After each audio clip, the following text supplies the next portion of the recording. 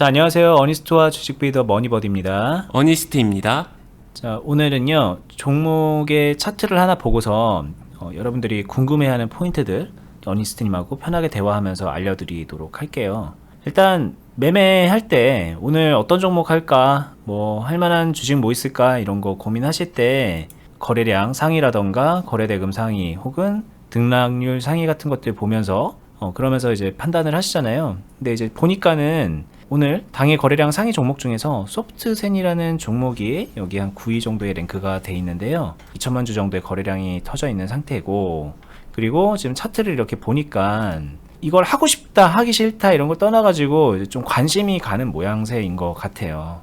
이게 한 4일 전에 상한가를 여기 한번 갔었고요. 그리고 수급이 이렇게 들어왔고, 그 다음날 또 엄청난 상승세, 여기 거의 상한가였던 것 같은데 상승을 했다가 완전 음봉을 어마어마하게 만들어 놓고 이렇게 빠졌죠. 고점에서.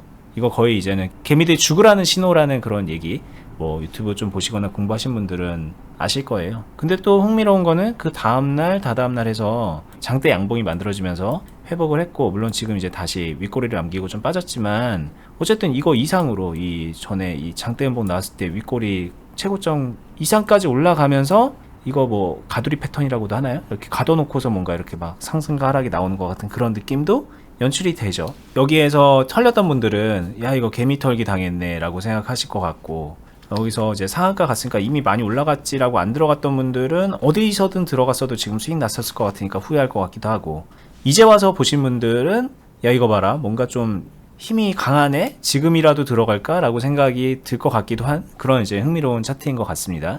많은 개인 투자자들이 관심을 가질 만한 그런 상황인데, 여러분들이 궁금해할 만한 포인트들을 가지고 어니스트님하고 얘기를 하면서 소위 말하는 주식 초보자들이 생각하는 트레이딩에 대한 부분하고, 이제 주식을 잘하는 사람들이 이런 현상을 봤을 때 뭐 어떻게 다른지 그것들을 좀 짚어보고 팁도 드리는 시간을 가져볼게요. 네, 좋습니다. 이런 상황에서 정말 많이 들어봤던 질문인데, 어니님, 수급 분석이란 것을 활용해서 매매하시잖아요. 근데 수급 분석이란 것이 이런 상황을 잘하기 위한 건가요? 이런 얘기 많이 들어본 것 같아요. 근데 일단 제 얘기는 맞다라고 얘기를 할 것 같아요. 이런 변동성을 좀 더 확률 높게 매매할 수 있는 게 수급 분석이 도움이 된다. 이거는 변함없는 사실인데, 근데 생각은 좀 다를 거예요. 수급 분석을 잘한다고 해서 그럼 이 모든 것들을 완벽하게 맞출 수 있느냐? 그러기 위해서 수급 분석하는 거냐? 요렇게 생각하시면 그건 곤란하고요. 수급 분석을 잘하면은 내가 어떤 상황에 얼마나 베팅을 하고 얼마나 확률을 높일 수 있을지 이런 부분에 도움을 주는 역할을 합니다. 이게 조금 구체적으로 궁금해할 수 있는 게 딱 명확하게 보이는데, 이런 거잖아요. 여기서 이렇게 장대 연봉이 이렇게 만들어지고 거래량도 터져 있는 이런 상황에서 이걸 수급 분석을 했었으면 이거를 알 수 있었지 않았을까? 고수들은 이런 상황에서 추가 하락이 나오는 건지 다음날 이렇게 올라가는 건지 수급 분석을 통해서 알아낼 것 같다, 이런 느낌으로 또 물어보는 것 같긴 해요. 근데 이게 가능한가요? 불가능합니다.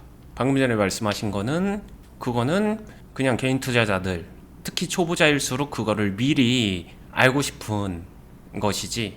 그러니까 이제 수급 분석이라는 거를 저희들은 이제 그렇게 생각한다는 거죠. 초보자분들은 수급 분석을 지금 오늘 내가 지금까지를 하면은 지금 당장의 다음 단계 미래의 흐름이 보일 거다, 이런 믿음을 가지고 수급 분석을 하는 거예요.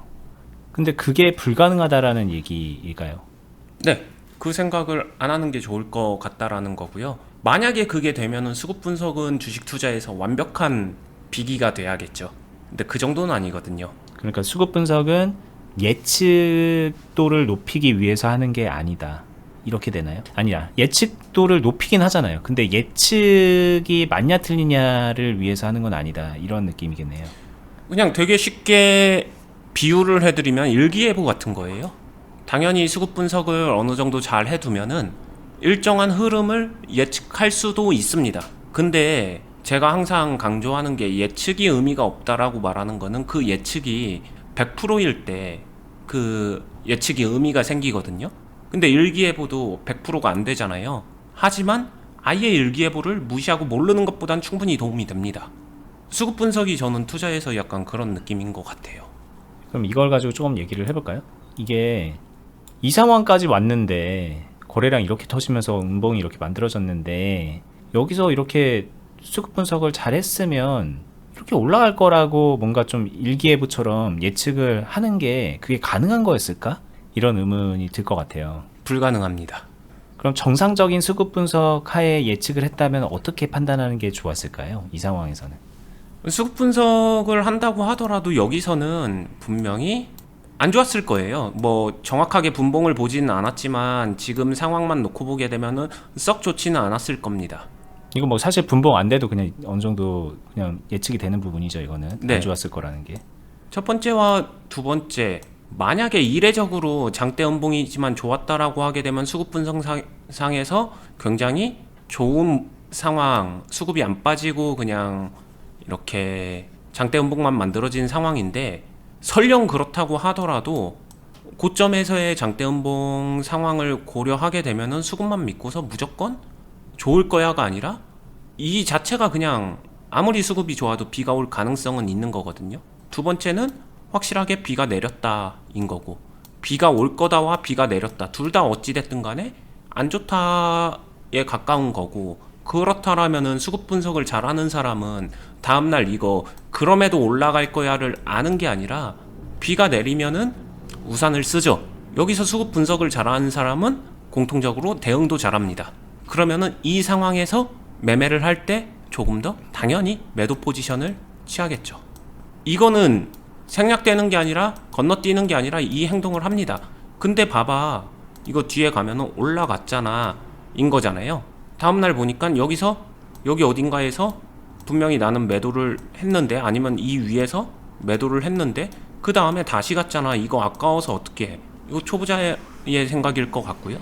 분명한 거는 요 흐름 다시 왔었을 때 이것도 전일 거래량을 훨씬 더 뛰어넘는 강력한 거래량이 들어왔기 때문에 이 자체의 흐름에서 움직임은 새롭게 나왔고, 비가 내리고 날이 겠다, 다시 해가 떴다, 좋다, 그러면은 매수할 수 있어? 이거 가지고 판단하면 되는 거죠. 매수할 수 있으면 매수하면 되는 거고, 매수할 수 없다라고 하게 되면은 안 할래, 조금 보수적으로, 이렇게 가는 거죠. 근데 잘하는 사람들은 이런 데서도 매수할 수 있는 거고요. 그 다음에 다시 이어갈 수 있는 거죠. 그냥 조금씩 구분만 지어줘도 얼마든지 흐름 안에서는 상승도 하락도 있다라는 것만 알면은 좀 쉽게 갈 수 있는 건데, 이런 부분이 어렵죠. 초보자들이 생각할 때는 어디서 구분을 지어야 되는지 모르니까.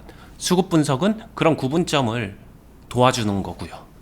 네, 이거는 좀 정리를 하고 넘어갈게요. 수급 분석을 가지고서 당장 내일의 흐름을 예측하려고 하는 거는 좀 무리가 있는 거예요. 근데 현재 상황을 말 그대로 분석을 하면 이어지는 그 연속적인 흐름들에 대해서 좀 원활한 대응이 가능하잖아요. 그러다 보면 그게 자연스럽게 예측처럼 되는 거거든요. 전에 이제 대응과 예측에 대한 그런 얘기도 말씀드렸는데, 좀 이어지는 맥락의 얘기라고 생각이 들고, 내일을 예측할 수 없어? 수급 분석으로? 그렇다면은 뭐 하나만 하잖아 라고 생각하는 건 그것도 너무 오버한 거다. 저희가 그런 뜻으로 말씀드린 게 아니고, 이거는 사실 뭐 분봉을 안 봐도 될 정도의 명확한 뭔가 좀 안 좋은 시그널이기 때문에 저희가 안 보고도 뭔가 안 좋았을 거라고 얘기를 하지만, 이 수급 분석은 요런 때 말고도 뭐 말 그대로 상한가 가는 날, 이런 날 뭐 이런 때 그 어느 순간에서도 분석을 통해서 원활한 대응을 할 수 있게끔 해주는 좋은 무기가 된다. 그러니 좀 배워두시라. 저희가 좀 그 관련해서 힌트도 많이 드렸고, 저희 클럽 오셔서 함께 매매하시면은 관련된 좀 노하우를 익혀 나갈 수 있을 거다라는 얘기도 좀 해드려 볼게요. 근데 이제 어쨌든 중요한 거는 이런 상황에서 고수들은 어떤 무기를 가지고 매매를 할까라고 했을 때 이제 수급 분석에 대한 얘기를 했는데, 그 부분을 너무 과하게 막 신봉한다던가, 아 그거 필요 없네 라고 또 완전 치워버리려다던가, 그런 생각들이 보통의 초보자분들이 하는 생각인 것 같다라는 거를 저희가 경험을 통해서 알고 있기 때문에 좀 정정해 드린 거라고 생각하시면 좋을 것 같아요. 네, 분명한 거는 근데 수급 분석이 큰 자금이나 조금 더 전문적으로 들어가게 되면 확실하게 강력한 무기가 되는 건 맞는 것 같아요. 리스크 관리 차원에서도 그렇고, 공격할 때 하고 빠질 때 빠지고 이러는 데 있어서, 판단할 때 있어서 네, 사실 자금이 별로 없거나 대충 연습하는 입장에서는 아무렇게나 하니까는 그게 의미 없다고 생각을 하시는데, 고액으로 하게 되거나 좀 규모 있게 투자를 하게 되는 경우에는 그 아무렇게나 할 수 없는 거잖아요. 그만큼 무기가 하나라도 필요한 건데 수급 분석이 굉장히 도움이 되는 거죠. 자, 이어지는 질문일 수도 있을 것 같은데, 이런 매매를 할 때, 이런 상황의 종목을 매매를 할 때 많은 분들이 이제 1차적으로 접근하는 게 손절 라인 잡고 매매하는 거일 것 같아요. 여기도 예를 들면 여기 시가가 이제 3,400원 좀 밑에 부분인데 시가 깨면 손절해야지라는 생각으로 지금부터 이렇게 들어갈 수도 있을 것 같고, 이런 매매도 많이 하실 거란 말이에요. 이거는 뭐 어떨까요? 이거예요. 그러니까 초보자 분들 같은 경우에 큰 틀에서는 두 방향으로 나뉘지 않을까 생각이 들어요. 어디 깨면 손절해야지 이런 식으로 기준을 정하든가, 그게 아니면은 하락하면은 그냥 리밸런싱으로 해결되지 않을까, 좀 존버하면 되지 않을까, 이렇게 좀 투박하게 기준을 세운다는 거죠. 여기서 조금 들어가서 매매해보고 떨어지면은 물 타가지고 뭐 이렇게 눌림목처럼 비슷하게 해서 수익 내야지, 혹은 빠져나와야지라고 생각을 하거나, 아니면은 잔뜩 들어가서 여기 시가 깨면은 손절해야지, 아니면 전이종가 깨면 손절해야지, 뭐 이런 전략을 세운다는 거죠. 네. 근데 이 자체가 이제 수급 분석하고 별로, 짝이 잘 안 되는 그런 전략이다. 네. 왜냐면은 이미 본인이 세운 매매에 대한 결, 아니면 기준, 이거는 그냥 어느 정도 예측, 그리고 본인이 인지하든 인지하지 못하든 홀짝의 영역이 분명히 좀 가미되어 있거든요. 뭐 모를 수도 있습니다. 자기가 하는 건 홀짝이 아니다라고 생각하시는 분들 너무 많으니까. 하지만 그럼에도 불구하고 홀짝의 요소가 정해져 있어요. 근데 홀짝 같은 매매를 하기 때문에 초보예요. 그냥 이거는 어쩔 수 없는 것 같아요. 왜냐? 초보는 그 이상의 어떤 대응 전략이나 디테일한 시나리오나 뭐 상황에 대한 판단이나 이런 것들이 다 부족하기 때문에 초보인 거잖아요. 그러다 보니까 실전 매매에서 자신이 매수하고 매도하는 행동은 조금 투박하고 쉽게 심플하게 하려고 하는 경향이 생기죠.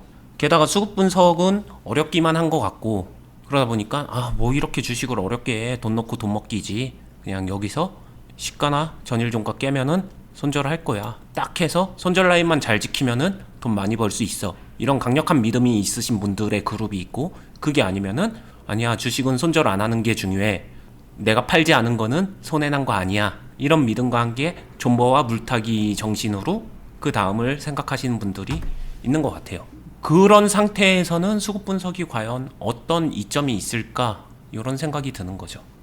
네, 이게 일단 시작 전략부터 되게 불리하다라는 거를 알아야 되는데, 여기서 괜히 불필요한 손절할 가능성이 되게 높고요. 먹는다고 해도 뭐 이런 위험한 상황에서 들어가가지고 뭐 얼마나 먹을 수 있겠어요. 이제 올라갔다가 조금만 떨어져도 아쉬울 텐데 손절하게 될까봐 무서워서라도 그 큰 상승을 먹기가 되게 어렵고, 먹는다고 해도 그게 독이 되는 거죠. 발생하는 그때그때 순간순간에 위험한 상황들을 버텨서 크게 수익을 내는 건데, 너무 큰 리스크를 안고 그걸 하고 있는 거잖아요. 그래서 손절 라인을 잡고 하는 것이 뭐 나쁘다 좋다를 떠나서 저희 입장에서는 되게 초보적인 전략이고, 그걸 잘할 수 있는 사람이라면 굳이 그렇게 안 하고서 수급 분석해서 더 괜찮은 방법으로 매매를 해서 수익도 더 많이 만들어낼 수 있다라는 얘기도 할 수 있고요. 그리고 여기서 이렇게 떨어져서 이렇게 받아가지고 매매해서 빠져나오지라고 생각하면서 들어가는 경우는, 이건 말 그대로 이거 기간 날려버리는 거잖아요. 이 되게 소중한 자금이고 소중한 시간인데 이런 식으로 의미 없게 날려버릴 수 있는 상황을 염두에 두고 간다? 그럴 거면 차라리 밑에서부터 그냥 모으는 게 낫지 않나, 이런 얘기도 전에 많이 했었고, 뭐 귀담아 들을 내용인 것 같습니다. 초보 때는요, 수익을 낼 수 있어 없어가 더 중요합니다. 그리고 수익을 낼 줄 아는 사람들이 이 수익에다가 수급 분석을 더하게 되면은 이 수익에 대한 극대화가 가능하다, 이때 가치가 있는 거예요. 근데 지금 방금 전에 예를 들었던 요 두 가지 케이스는 제 기준에서는 수익을 낼 줄 모르는 사람이에요. 수익을 만들 줄 모르는 사람. 수익 날 수 있겠죠. 종목 올라가면 수익이니까. 그렇게 만드는 거 말고 능동적으로 수익을 만드는 전략은, 아니면 그런 경험, 아니면 그런 방법은 모르는 사람이에요. 그럼 이런 사람들한테 더 필요한 거는 수급 분석이 아니라 수익을 낼 줄 아는 그 자체가 더 필요하고, 그것부터 배워야 된다, 이렇게 정리를 해드리고 싶어요. 자, 그리고 뭐 얘기를 하다가 이제 다른 주제로 넘어간 것 같긴 한데, 이렇게 장대 음봉이 나온 다음에 이렇게 상승을 했잖아요. 이런 거 이제 개미 털기다 막 이러면서 이제 또 개미 털기 시그널 이런 식으로 노하우도 많이 나오는데, 뭐 그냥 그런 건가요? 이게 이제 이 질문 자체가 되게 그 주식을 하는 분들이 들으면은 좀 약간 이걸 뭐라고 답해야 되지? 라는 생각을 들게끔 하는 그런 질문이거든요. 그래서 제가 그대로 이렇게 말을 한 건데. 맞아요. 이거 딱 하면은 그냥 솔직하게 뭐가 중요한데 그게 개미 털기든 뭐든 그게 뭐가 중요해 이런 느낌이죠 사실은 솔직히. 네, 도대체 뭘 위해서 그 궁금증을 해결하려고 하는 걸까라는 거에 가깝거든요. 엉뚱한 거를 찾아가고 있다. 저거 그냥 솔직하게 말하면은 누가 하락을 만드는데 이건 개미털기다 아니다라고 도대체 누가 정의하고 누가 구분 지어줄 수 있는지 그런 것들 그냥 무의미한 영역이다라는 거를 먼저 깨달았으면 좋겠어요. 좀 그런 거에 대해서 의미부여 안 해도 된다. 그냥 하락이다. 그게 전부인 것 같아요. 제 생각에는. 그렇죠. 이거는요 그냥 정확하게 이제 정리를 한번 해볼게요. 이거는 어떻게 받아들이시는 게 좋냐면 이런 상황으로 이제 마무리가 됐잖아요. 그럼 이 다음날 추가 하락이 나왔을까 횡보를 했을까 이거는요 그냥 그렇게 생각해도 돼요. 이 종목이 이 다음날 어떤 뉴스에 영향을 받았는가, 어떤 상황에 영향을 받았는가. 다음날이 됐더니 그냥 이 종목이 오를 만한 상황이 만들어져서 오른 것이고 만약에 떨어질 만한 상황이 만들어졌으면 또 떨어졌을 거예요. 이게 나왔기 때문에 다음날 이게 필연으로 나온다 이런 게 아니라는 거죠. 그렇게 받아들이시는 게 조금 더 도움이 되지 않을까. 물론 모든 상황이 그런 건 아니겠지만 이 상황은 제가 볼 때는 좀 그거에 가까운 것 같아요. 네, 맞아요. 연결되는 흐름이 있고 연결되지 않는 흐름이 있는데 거기에 대한 구분을 못하는 거에 가깝죠. 그래서 초보고요, 사실. 그렇습니다. 그렇기 때문에 이제 뭐 거래량이 터진 장대 음봉인데 이게 왜 회복을 했죠? 이 왜라는 것도 되게 무의미하다 이런 질문도 많이 하시는데 여기서는 뭐 그게 뭐 왜를 알아서 뭐하게 이런 느낌에 가까운 것 같아요. 네. 그리고 사실 그러면은 이런 같은 상황에서 똑같은 상황이 있을 때 이 정도 차이는 있죠. 고수와 초보자의 차이라고 하게 되면 이 안에서 얼마나 많은 매매를 하고 얼마나 많은 수익금을 낼 수 있는지에 대한 경험 차이 그리고 실력 차이가 존재할 거잖아요. 그렇게 됐었을 때 초보자일수록 그냥 이 안에서 여기서 사서 여기서 기가 막히게 팔게 되면은 수익 많이 나는 거야. 요렇게 좀 단편적으로 생각을 한다면은 고수일수록 준비가 잘 되어 있는 상태다라고 말씀을 드릴 수 있어요. 준비가 잘 되어 있다는 거는 앞선 흐름에서 비중이 있었던 없었던 간에 당연히 앞선 흐름에서 비중을 가지고 갔다면 이 상황에서는 더 많은 행동을 만들어낼 수 있으니까 매매하면서 더 많은 수익을 만들어낼 수 있으니까 당연히 유리한 거고요. 이 앞에서 충분하게 싼 가격에 많이 매집을 해놓은 상태라면 여기서 할 수 있는 게 되게 많아지는 거죠.